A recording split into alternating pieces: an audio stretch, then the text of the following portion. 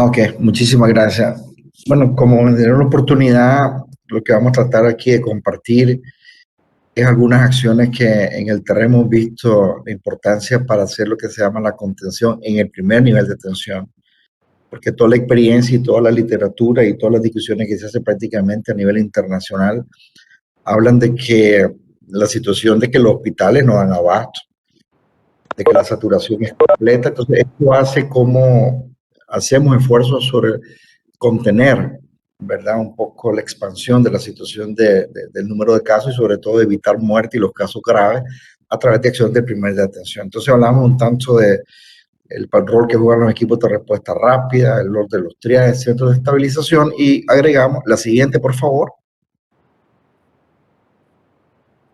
Otro elemento que agregamos acá fue también hablar un poco algunas experiencias que hemos tenido en el terreno, aquí sobre todo en este lugar de Villanueva, ahí vamos a ver en un mapa donde está situado el municipio de Villanueva, y hablar de la resiliencia de los establecimientos de salud. Y le pusimos así concretamente para no hablar de redes o hablar del sistema, ¿verdad? Porque sería un poco complejo, pero focalizando un poco a nivel del establecimiento en el marco de una red de servicios, que es fundamental en esto de darle respuesta a situaciones muy concretas, como el caso particular de esta pandemia. Entonces vamos a hablar un poco de la necesidad de establecer escenarios. Aquí vamos a retomar un poquito lo que ya dijo la doctora Dorcelli o lo que dijo el doctor Meneses sobre la importancia de algunos instrumentos fundamentales para poder tener una visualización de por dónde puede andar la situación esta del número de casos, ¿verdad? Que se estén considerando, se estén proyectando. No sé, hay un micrófono por ahí abierto. Después el rol que juega la integración de los equipos de respuesta rápida, que para nosotros ha sido toda una estrategia y seguro que en otros países también importantísima para esto de la detección temprana y trazabilidad de casos, y el papel que juegan lógicamente los triajes. Y yo pondría entre paréntesis, porque nosotros no hemos podido llegar a realmente a desarrollar una verdadera sala de situación que permitan, digamos, contener más las posibilidades y disminuir los riesgos en términos de mortalidad. La siguiente, por favor. Bueno, primero ubicándonos desde el punto de vista epidemiológico, desde el punto de vista geográfico, estamos hablando del departamento de Cortés, en Honduras, esta es la parte, digamos, norte del país, en donde hay este departamento de Cortés, existe, digamos, el municipio de Villanueva. Como antecedente rápido, podemos decir que en el municipio de Villanueva fue como el inicio, como entre comillas, el epicentro de la situación, sobre todo en términos de mortalidad. Fue cuando al inicio, en el mes de marzo, abril, ¿verdad? Se reportaron en este particular municipio del norte del país, en el departamento de Cortés, los primeros 12 muertos, ¿verdad? Realmente una casuística que preocupó muchísimo, ¿verdad? Aquí en Honduras. Entonces se dijo, bueno, aquí está el epicentro, ¿qué podemos hacer? Y ahí comenzamos a ensayar una serie de acciones, sobre todo al primer nivel de atención, para entender el fenómeno, cómo se estaba dando y hacer algunas acciones de contención. Y fundamentalmente en dos áreas de Villanueva, que vamos a ver por qué esos dos lugares de Villanueva, digamos, ¿no? Que fue el casco urbano y el sector de Gracias a Dios, que fue el inicio de una situación bien particular en términos de los casos y sobre todo de muertes. Estamos hablando que en ese momento se contabilizaban 12 muertes realmente en ese lugar, que era prácticamente como el 90 o más por ciento de las muertes que en ese momento estaban contabilizadas en Honduras. Importante ahí, desde ahora, aclarar que la necesidad siempre de tener claro cuáles son los actores clave. Es decir, esta problemática, como toda problemática sanitaria de esta magnitud, va más allá, mucho más allá de la estructura sanitaria. Es decir, aquí hay que pensar en función de las estructuras locales, las estructuras políticas, las estructuras religiosas, los líderes, etcétera. Y por eso hablábamos, digamos, COPECO es como la organización que aquí da respuestas a las situaciones de emergencia, el Instituto Hondureño de Seguridad Social, la propia alcaldía municipal de Villanueva jugó un rol fundamental y lógicamente en el marco de lo que hace la estructura, en este caso la Unidad de Vigilancia de la Salud de la Secretaría de Salud. Y importante también señalar que aquí participó muy activamente desde sus inicios también, de alguna manera, ¿verdad?, estructuras de la Universidad Nacional Autónoma de Honduras del Valle de Sula, que es como la filial de la universidad, ¿verdad?, que hay acá. Entonces discutíamos, vamos a ver algunas fotos, discutíamos un poco proyecciones y algunas acciones de contención teóricas, pero llevarlas a la práctica. La siguiente, por favor. Bueno, un primer dato, siempre es importante saber de dónde estamos partiendo y por qué Villanueva. ¿Por qué Villanueva? En abril del 2020 teníamos que entrar. En ese momento se decía ya que era, digamos, el principal foco, se decía en ese momento, ¿verdad? Después de que el primer caso se detectó en el caso de Tegucigalpa, ¿verdad? Que fue en la colonia Abraham Lincoln, ¿verdad? Cómo se movilizó la situación allá. Porque en ese momento, cuando hicimos los primeros datos, esto nos ayudó un compañero nuestro, nicaragüense, que estuvo trabajando aquí en la Organización Panamericana de la Salud y también en la institución de academia de la Escuela de Medicina de aquí perdón, sí, la Escuela de Medicina, pero fundamentalmente del Departamento de Epidemiología o en este caso la Maestría de Epidemiología, el licenciado Marlon Meléndez, que estuvo con nosotros, que es un matemático epidemiólogo. Y aquí veíamos que en Villanueva, en ese momento, teníamos una letalidad del 24%, comparativamente con lo que teníamos los datos de Cortés, que es todo el departamento de Cortés, que era 8.7, o el caso particular, digamos, a nivel nacional, que andaba de 11.4%. Hicimos unos análisis, digamos, ahí de ver si esta diferencia entre el 24 y el 8.7% de letalidad era una situación de una diferencia que puede ser significativa, y aplicamos lógicamente la diferencia de letalidad, ¿verdad? Y encontramos que sí, que a un intervalo de confianza del 95% había realmente una situación de diferencia estadísticamente significativa que se presentaba en ese momento. Lo mismo que a nivel nacional también nos dio la diferencia de estas letalidades, que era una diferencia realmente estadísticamente significativa al 95% de confianza en el análisis estadístico que hicimos esto. Entonces, con esos datos decíamos, bueno, entonces definitivamente aquí tenemos en ese momento el ojo del huracán, ¿qué podemos hacer para hacer unas acciones? Y ahí fue que se inició con unas primeras evidencias. Porque la siguiente, por favor. Entonces acá, el primer elemento como acciones de contención es fundamental el dato. Porque si no hay datos, ya lo dijo el doctor Meneses, ¿verdad? A veces es difícil esto de quién tiene el dato, si comparte el dato, si no comparte el dato, cómo utilizamos el dato. Entonces, con el apoyo, repito, tanto de la universidad y este compañero que hoy por la tarde va a estar con nosotros, que es el licenciado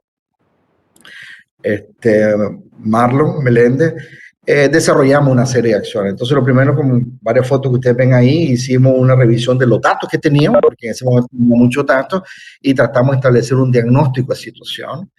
Se desarrolló una herramienta gráfica muy sencilla para hacer unas estimaciones que nos permitiera orientar un poquito hacia dónde teníamos que enrumbar los esfuerzos, sobre todo los recursos, porque hay tantos problemas y los recursos son pocos. Se hicieron discusiones con la Universidad Nacional Autónoma aquí de Honduras, en el Valle de Sula, sobre estas estimaciones y cómo poder movilizar algunos recursos. Y se trabajó con el nivel local de manera importante. Entonces, el hecho del uso de los datos existentes, cualquiera esto que sea, y el poder interpretarlo y analizarlo es fundamental, y por eso hablamos que un primer elemento de contención es el manejo de los datos en el primer nivel de atención. Si no manejamos datos, es difícil poder orientar acción. Entonces ahí hablamos de la importancia de la sala situacional en el manejo de los datos. La siguiente, por favor. ¿Qué nos generó este hallazgo? Este análisis, perdón. ¿Cuáles fueron los hallazgos de este análisis? Este lo pueden ver, no lo pueden leer todo, pero era obvio que había un problema en la coordinación, es que realmente prácticamente no había coordinación entre las diferentes estructuras, ¿verdad? No hay un intercambio de experiencia en términos de información, ¿verdad? Una pobre integración de los líderes comunitarios, fundamental en la contención del primer nivel de atención, ¿verdad? Y un elemento que sí nos preocupó mucho es que no hay una estrategia clara en la comunicación de riesgo, ¿verdad? Entre la estructura sanitaria, los comités intersectoriales y la población como tal. Entonces, esos elementos de no un claro, digamos, liderazgo en la respuesta a la situación, la poca integración con la población y la no de estrategia, la no clara estrategia de comunicación de riesgo fue fundamental. Entonces comenzamos a discutir, bueno, ¿qué podemos hacer? Se manejó ese elemento de crear equipos de respuesta rápida, de una búsqueda activa en la comunidad, ¿verdad? Que la vigilancia epidemiológica es fundamental, búsqueda activa, sobre todo en estas condiciones, por lo que significa, digamos, es la detección temprana, la trazabilidad, no solo del caso, sino de los potenciales, digamos, también contagios, digamos, o en este caso vinculantes con los casos que estamos detectando. Y ahí encontramos, digamos, de que no había una organización clara, no había una integración, no había un mapa. El microbiólogo en ese momento no estaba claro, no se integraba, sino que estaba aislado. Entonces, toda esa situación nos llevó a una necesidad entonces de dar impacto en la coordinación, generar acciones que impacten en la coordinación, pero también generar acciones que impactaran en la organización de los equipos de respuesta rápida para que organizáramos entonces de manera un poquito más coordinada algunos esfuerzos de esta situación. La siguiente, por favor. Es así que también usamos otras herramientas, no voy a entrar en detalle, estos fueron unas proyecciones, solo quiero llamarles, denle varios clics, por favor, varios clics, son 2, 3 clics. Solo mencionarles, no entrar en detalle, que se proyectaron en ese momento, en abril, que para julio íbamos a tener unos picos, y como estos son proyecciones. Y estas proyecciones, no vamos a entrar en detalle, el doctor Meneses habló muy claramente de esto, bueno, son proyecciones que tienen un modelo matemático detrás, esto lo hizo el compañero Marlon Melente con apoyo de otros colegas con formación, y decíamos que en julio había que prepararse para julio, 2, 3 meses para evitar esta cuestión. Sigamos, por favor, otro clic. Y en el análisis, el otro clic, por favor, encontramos que habían 2 sitios, que era el sitio de Gracias a Dios, que era un sector en Villanueva, un clic más, por favor, y el otro es el casco urbano. ¿Por qué era esto? Porque con los datos que teníamos, y se hicieron los análisis, ¿verdad? Decía, bueno, tenemos, porque no podemos intervenir en toditito Villanueva, tenemos que focalizar.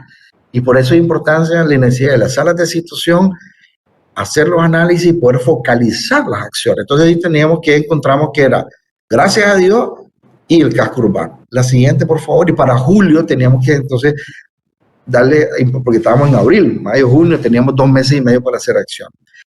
Aquí, solo para mostrarles a ustedes que es interesante cómo esto es lo que arrojaron los datos, son los datos del año 2020 en Villanueva.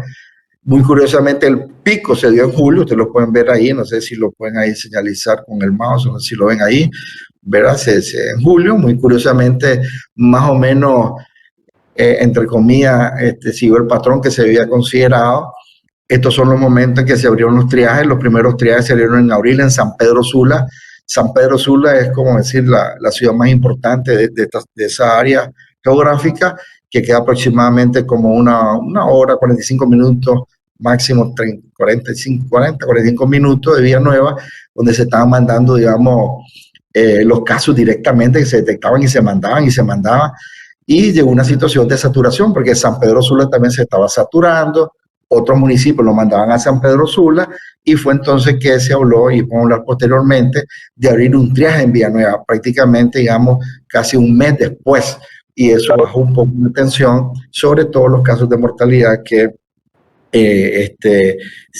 desafortunadamente hubo un problema con algunos datos, no lo pudimos ahorita obtener, pero aquí solo para mostrarles cómo se fueron desarrollando estas acciones.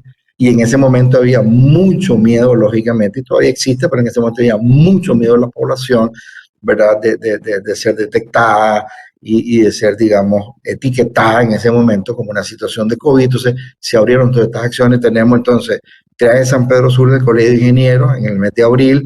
Eso saturó porque no era posible que estuviera todo el departamento ahí. Se abrió el de Villanueva. Posteriormente salieron otros en los meses de agosto y octubre, que es cuando En el caso particular de San Pedro Sula, fue en agosto más o menos en agosto fue que se dio los mayores picos en el resto de las ciudades del departamento. La siguiente, por favor. Entonces acá, dale un par de clics, por favor. Aquí vienen algunas otras acciones, entonces ya de contención clara. En base a todos esos datos, y veníamos focalizando porque habían datos por aquí, datos por ahí, los fuimos agrupando, los fuimos ordenando. Llegamos a la conclusión que eso fue un mapa histórico, podemos decir, desde el mes de abril, finales de marzo, en abril, mediados de abril, en Villanueva.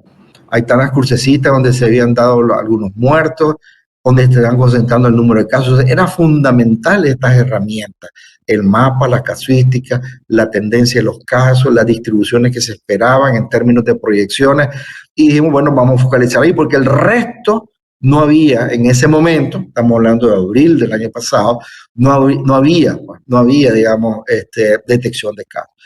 Y concentramos entonces, lo primero fue, organicemos los equipos de respuesta rápida, que a veces estaban en todos lados, no es posible, tenemos que concentrarlos, vamos a establecer un funcionamiento y una estructura, y vamos a meterlo en esos dos sitios. La siguiente, por favor. Entonces fue así que hicimos las acciones, ¿verdad?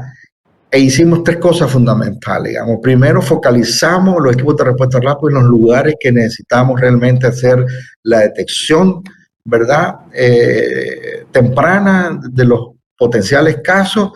Movilizamos a los microbiólogos después de unas discusiones bien complejas, porque había miedo, dificultades de que si vamos, no vamos, el riesgo, cómo ir hasta ahí.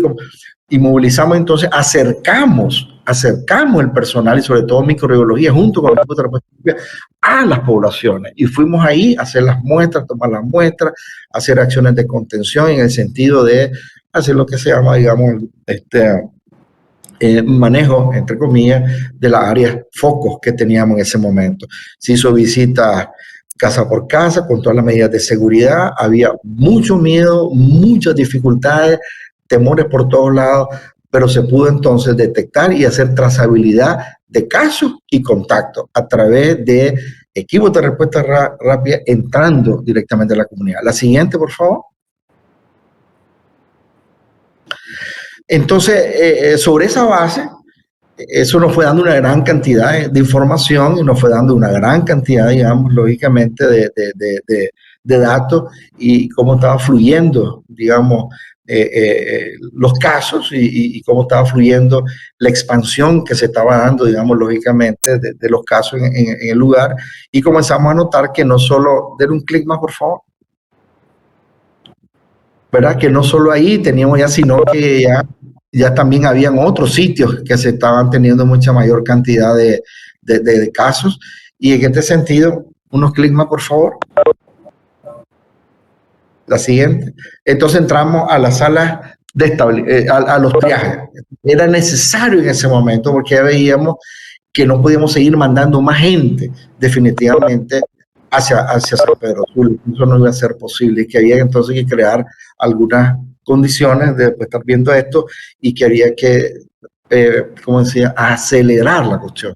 Y aquí es donde vienen las grandes discusiones de carácter político y de carácter económico y de carácter, sobre todo, repito, de una voluntad política en esta cuestión de qué teníamos que hacer, porque no había que hacer acciones de mayor contención, porque el equipo de respuesta rápida veíamos que estamos detectando más y más y más contactos, más dificultades, ¿verdad? Porque la complejidad de Villanueva no era más allá, no era solamente la población, sino más allá de la población en el sentido que hay maquilas, hay una gran movilización de población y los niveles de transmisibilidad por las características mismas del fenómeno sanitario del COVID es complejo, muy difícil de poderlo contener. Entonces dijimos, bueno, hay que crear los triajes en el inicio, ¿verdad?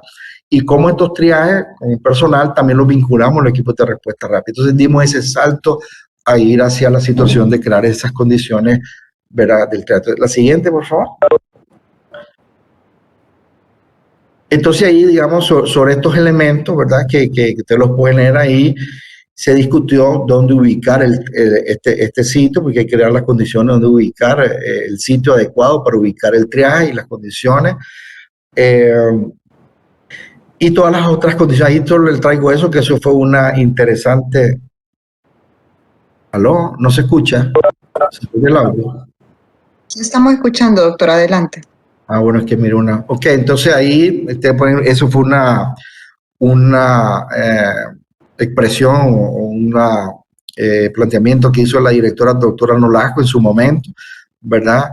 De la importancia entonces, porque esa era otra cosa, involucrar las estructuras sanitarias, las estructuras políticas, de empujar este otro momento de abrir los triajes, porque habíamos que no era posible, ¿verdad? De estar desde ese nivel directamente al hospital. Eso no era posible. Entonces comenzamos a ver esta situación, digamos, de la necesidad de crear.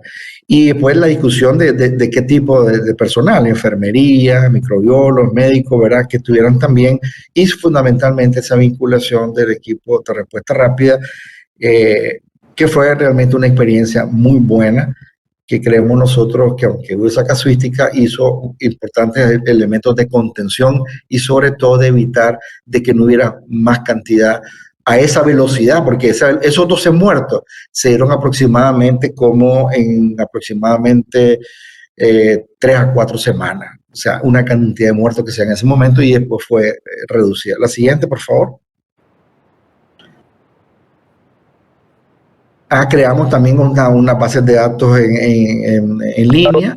No voy a entrar en detalle, ahí está lo que se llama el CIR, que eso lo desarrollamos con el ingeniero del sistema y con el compañero Marlon Meléndez, donde los compañeros, un poco lo que presentó el doctor Meneses, podían entrar ahí, poder hacer sus propios cálculos y lo han seguido, algunos lo han seguido utilizando, otros no, porque esto es parte de lo que se llama de la continuidad y de la posibilidad de que permanezca, digamos. Pero sí creamos una plataforma junto con la gente del laboratorio para llevar la trazabilidad, ¿verdad?, de los casos detectados positivos, que hoy en día, ahora, en aquel momento era una discusión seria y ahí queríamos y solo se hizo en un pequeño municipio. Hoy en día es este sistema un sistema de trazabilidad nacional. Está en todos los laboratorios de salud pública, digamos, de la Secretaría de Salud Pública, funcionando tanto en Cortés, en Tegucigalpa, en Santa Rosa, en Copán y los dos en La Ceiba. O sea, hay una red ahora de laboratorios que llevamos esta información y la estamos permanentemente viendo en línea. La siguiente, por favor. Todo esto, como ustedes ven, que cuando se hace la apertura para el mes ya de mayo, que estamos después de semanas en esta discusión, vemos que se abre el triaje finalmente de Villanueva y en solo las primeras 3, 4 semanas se volaron esa cantidad de pacientes, se le hicieron esa cantidad de pruebas PCR, ya las referencias disminuyeron, pero igual se hicieron referencia, ¿verdad? Y en la red se estipuló que el centro hospitalario de referencia de ese particular triaje era el Hospital Leonardo Martínez, digamos, ¿no? Sin decir que no pudieran utilizar otros, porque hay otros hospitales en la red de esa región, ¿verdad? Como el Mario Catarino Rivas, que está en San Pedro Sula también, pero sé sino que ese era el hospital y así había alguna comunicación que permitiría. Entonces ahí vimos cómo eventualmente, obviamente, la situación de los casos no se podían contener, era difícil, pero por lo menos pudimos tener más trazabilidad y sobre todo disminuir los riesgos en términos de el número de casos de muerte, que eso fue lo que importantemente se dio. La siguiente, por favor. Entonces ahí unas pequeñas fotos, esas un poco fueron algunas fotos que pudimos rescatar, ¿verdad? Esto fue para mayo del 2020 en adelante, donde se abrió este triaje con el personal ahí, las discusiones que teníamos, no sé si una foto en la parte izquierda inferior, donde se discutía el personal del triaje con los equipos con los coordinadores de equipos de respuesta rápida para intercambiar información y darle continuidad, ¿verdad? Algunos casos que llegaban directamente al triaje, que no se detectaban y después darle visita a las comunidades y tratábamos de establecer esa relación.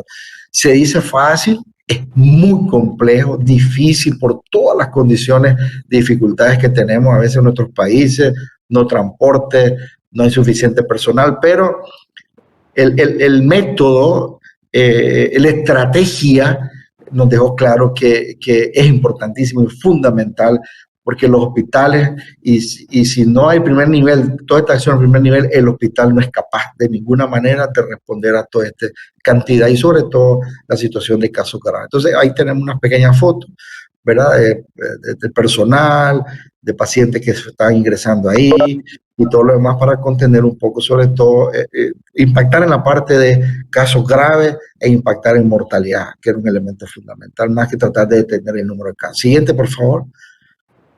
Perdonen con el tiempo, pero siguiente. Bueno, aquí tengo un solo rapidito, aquí una vinculación que le decía, en la vinculación entre equipos de respuesta y los triajes. En ese periodo también logramos aumentar el número, en alguna medida, de visitas de vivienda, habitantes tamizados, sospechosos, comprar el seguimiento de 12 pacientes posibles. O sea, hay una serie de datos que se fueron dando en esa vinculación entre el equipo de respuesta y el triaje de Villanueva. Y eso ayudó un poco a focalizar y a contener sobre todo la detección temprana y evitar mayor número de muertes que se dieron en ese periodo. Siguiente, por favor. Aquí solo para mostrarles rápidamente que esto no salió de la nada, estos fueron productos de discusiones técnicas que teníamos, de revisión de información en otros lados, y esto fue una de las cosas que en febrero, cuando estamos en esos momentos revisando una experiencia en la provincia de Shanhui, en China, donde, ahí lo pueden leer ustedes, fue importante el papel de los triajes, ¿verdad?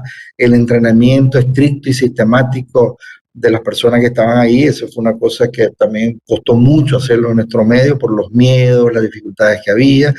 Y ahí hay todo un estudio publicado en Cambridge University, The Press Public School, Public Health and Emergency Collection, que demostró que el procedimiento de triaje realizado en esta provincia fue sumamente efectivo a la hora de identificar la población de riesgo y lógicamente impactar sobre todo en la mortalidad. La siguiente, por favor.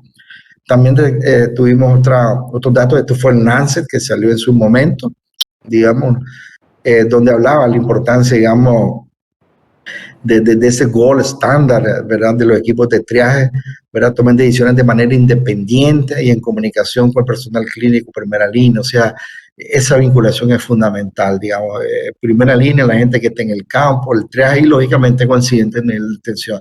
Esa es una estrategia que desafortunadamente, y quiero decirlo en este momento, hoy en día, en nuestro país, en Honduras, desafortunadamente la hemos descuidado mucho y lo hemos discutido técnica y políticamente a diferentes niveles, porque los hospitales ya no aguantan tan saturados. Bueno, y lo otro que quería decirle ahí que es fundamental lo que decía en esta publicación de Lancet, en su momento, ¿verdad?, de la importancia que es llevar los suministros a las comunidades para fortalecer a ese nivel, del primer nivel, las acciones de contención. Porque ahorita estamos viendo, ahorita la saturación de los hospitales no baja en los últimos mes y medio. Mes de agosto tuvimos ahorita recientemente el pico más grande de más de 8,000, ¿verdad?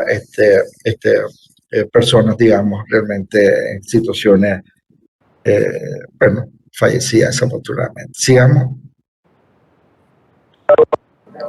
Bueno, aquí tenemos el otro, y este es el último dato que quiero darles, me disculpan con el tiempo. Esto tiene que ver con el análisis de resiliencia de los servicios de salud. Otro elemento que estamos discutiendo técnicamente de hace meses y seguimos insistiendo, y a través de la academia tal vez podemos hacer esfuerzos importantes a retomar esto, porque está bien, la pandemia hay que atenderla, pero la tuberculosis sigue, el VIH sigue, las mujeres embarazadas siguen, la necesidad de vacunación de los niños sigue, la situación del dengue. Ahorita tenemos una situación que en las próximas semanas vamos a tener un repunte serio, no como el que tuvimos en el 2019 del dengue en el país, pero vamos a tener una situación muy difícil con el dengue en los próximos años.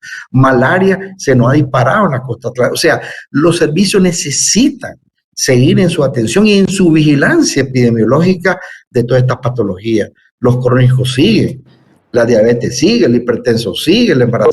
Entonces eso es importante. Desafortunadamente en los análisis encontramos que el escaso personal de salud es otra discusión histórica en el país que estamos teniendo, ¿verdad? La situación de la discusión también de la distribución de microbiólogos, médicos y técnicos, y sobre todo en técnicos de salud ambiental en el primer nivel de atención.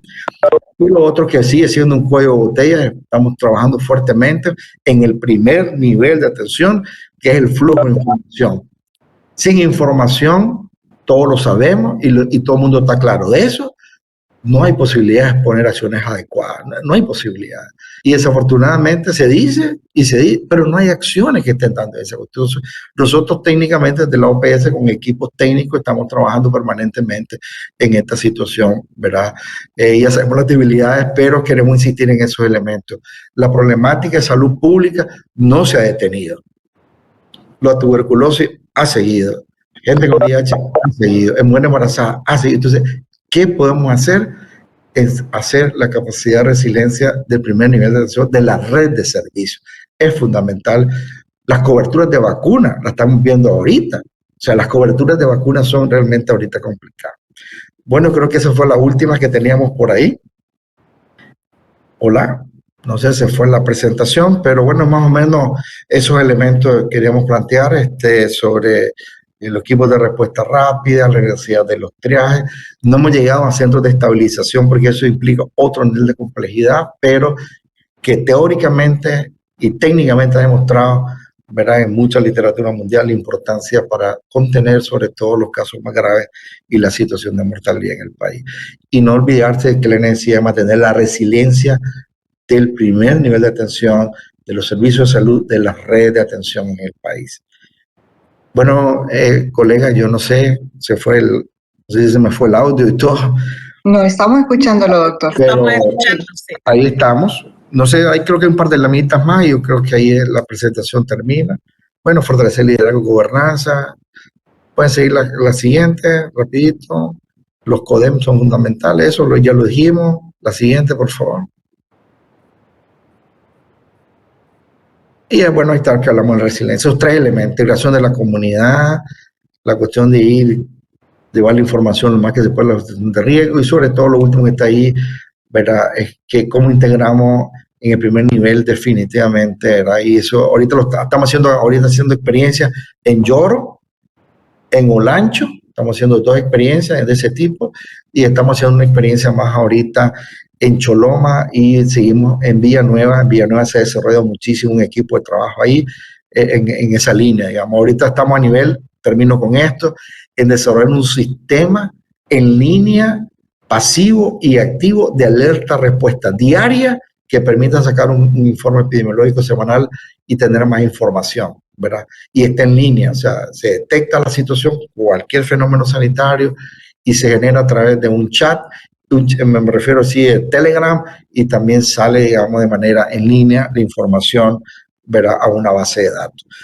Entonces, esos son los últimos elementos para apoyar un poco la capacidad de respuesta y resiliencia a nivel local. Bueno, colegas, hasta aquí nomás me quedo. Ahí me disculpan ya con el tiempo, pero hasta acá. No se preocupe, doctor. Muchísimas gracias por su maravillosa ponencia, doctor Rodolfo Peña. Vamos a dar paso a continuación entonces a nuestra conferencia.